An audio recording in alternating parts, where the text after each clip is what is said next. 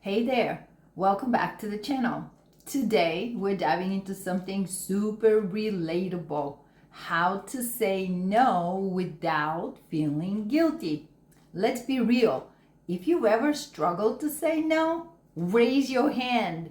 Yep, I see you. We are wired to avoid conflict and seek connection. A lot of this comes from how we're socialized growing up and what strategies we had to use to survive and get our needs met. As adults, we worry that saying no will disappoint someone, and for many of us, that's pretty tough. We don't want to seem selfish or unkind, we want to be liked, so we're willing to agree to things even if we don't want to. If it sounds familiar, don't worry, we're going to unpack this today and, more importantly, talk about how to move past it. And by the end of this video, you'll have the tools to say no confidently, kindly, and guilt-free with lots of examples. Let's jump in. I'm Valentina Petrova, your life coach with a master's in psychology and decades of experience, and you're watching Life Intelligence. All right, so why does saying no feel so hard? The root of the problem is people pleasing. Many of us have grown up believing that putting others first is the right thing to do. When we say no, it feels like we're going against this unwritten rule. But here's the kicker: constantly saying yes to others often means saying no to ourselves. The consequences of always saying yes to others is that we may become overwhelmed, overcommitted. When we're overcommitted, we're not at our best. And deep down, we know that. The guilt comes from a mix of fear and habit. Fear of rejection, fear of being seen as selfish, and the habit of putting others' needs before our own. The funny thing is that we also become resentful of them for using us and angry at ourselves for allowing it. It's an emotional shitstorm. Let's rewrite that narrative. Saying no doesn't have to be dramatic or hurtful. In fact, there's a way to say no that's clear, respectful, and totally guilt-free. Here's a simple framework I like to call the compassionate no. Step 1, pause. If you habitually say yes, or if you feel compelled to say yes because you don't want to hurt someone's feelings or disappoint them, just pause first. Consider why you're about to say yes and if you really want to say yes. Now, that pause maybe for just a minute, or you can ask to postpone the conversation. This pause will help you get clarity. 2, acknowledge the request. This shows that you value the person's needs. Step 3, be direct. Clarity is kindness. Step 4, offer an alternative if that's appropriate. This softens the blow while staying true to your boundaries. So let's see this in action. I have several examples you can use straight up from this video. Literally just copy from the video and paste into your own life and circumstances. Could I ask you a favor first? Hit the like button if you like this video and subscribe. Something like 90% of you watching Life Intelligence are not subscribers.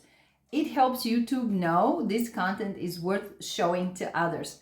Much appreciated. Let's look at actual examples right now.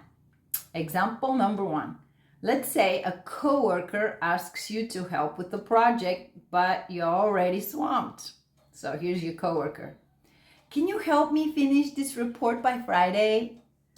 You respond, I really appreciate you trusting me with this, but I've got a full plate this week and I can't commit to it.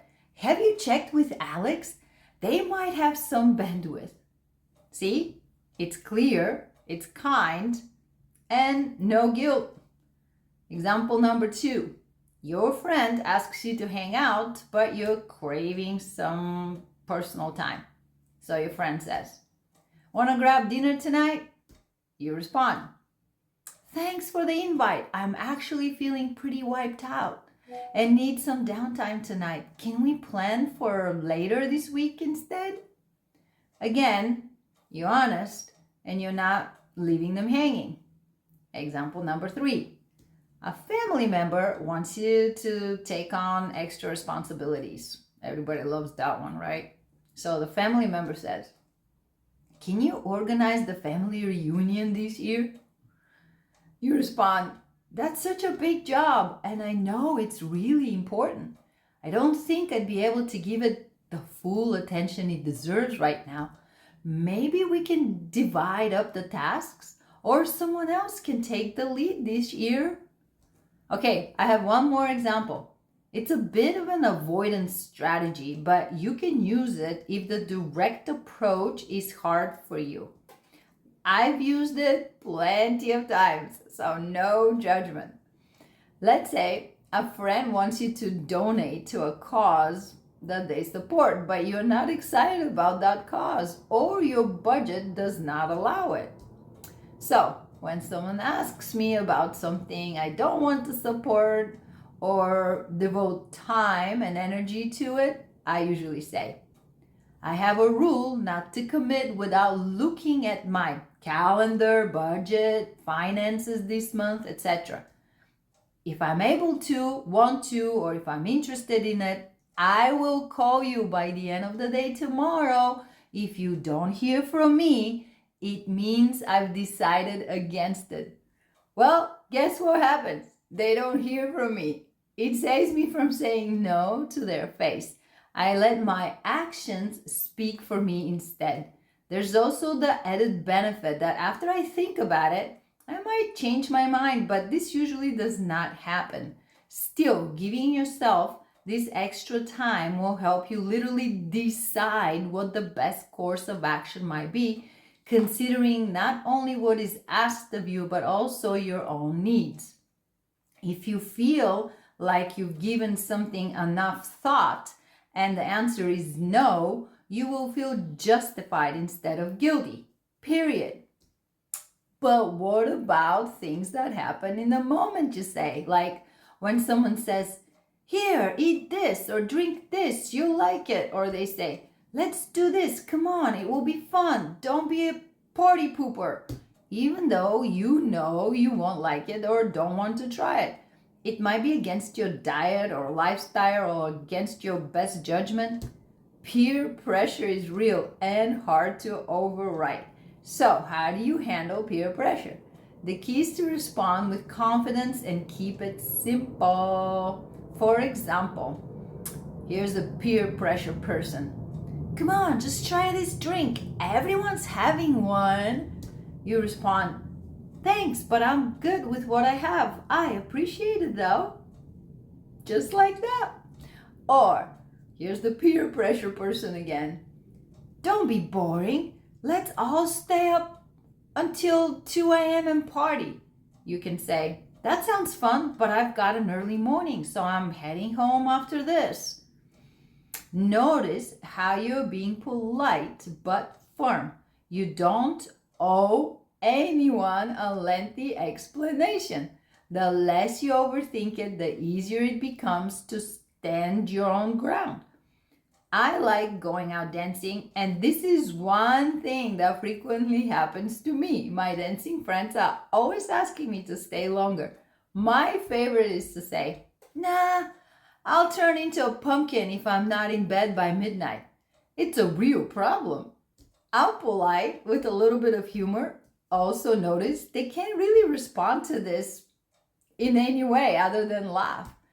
Now, let's talk about pushback because it happens.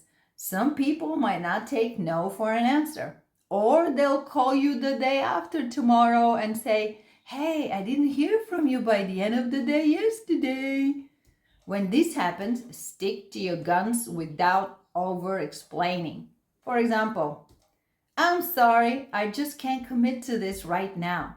Period. Simple, one sentence or two.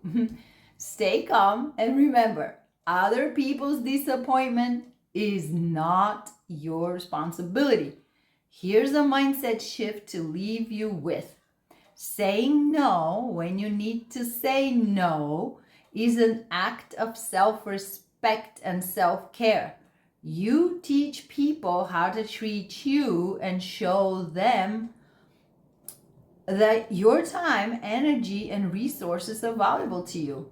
You show them that you're not a pushover. You're not a people pleaser.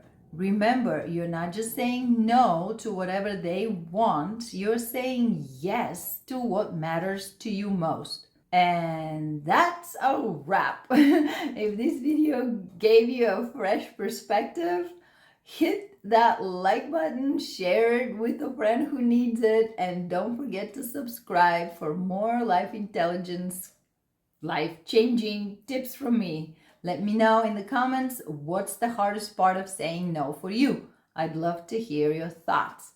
Thank you for watching, and remember, boundaries are the ultimate form of self-care. See you next time.